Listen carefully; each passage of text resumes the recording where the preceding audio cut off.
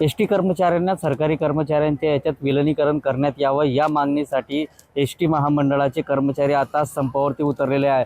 आजच्या संपाचा हा दुसरा दिवस आहे। मात्र काल नाही परंतु आज हा संपाचा प्रभाव जो आहे तो होताना कुठेतरी दिसून येत आहे। आपण पाहू शकतो की नंदुरबार बस आगार आहे। या आगारामध्ये मोजक्याच बसेस ज्या आहेत त्या धावत आहे।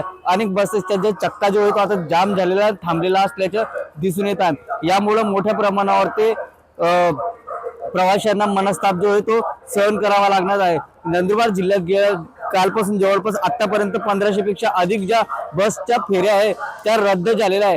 त्यामुळे याचा परिणाम जो आहे तो आता प्रवाशांवरती होताना दिसून येत आहे। तर दुसरीकडे बस बंद असल्यामुळे खाजगी वाहनधारकांकडून अव्वाचे सव्वा भाडा करून प्रवाशांची लूट देखील केली जात असल्याचे प्रकार जो आहे तो समोर येताना दिसून येत आहे। एकंदरीतच राज्य शासनाप्रमाणे आम्हालाही देखील वेतन लागू करण्यात यावे आणि सुविधा मिळावे या मागणीसाठी एस-टी कर्मचारी जे आहे ते संपावरती उतरलेले। आजच्या संपाचा दुसरा दिवस आहे। मात्र हा संप आणखी किती दिवस चालणार आहे हे पाहणं आता महत्त्वाचे ठरणार आहे।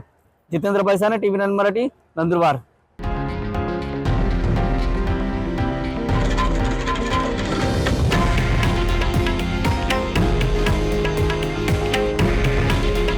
हे आहे देशातील नंबर 1 न्यूज नेटवर्क आणि आपण पाहत आहात TV9 मराठी।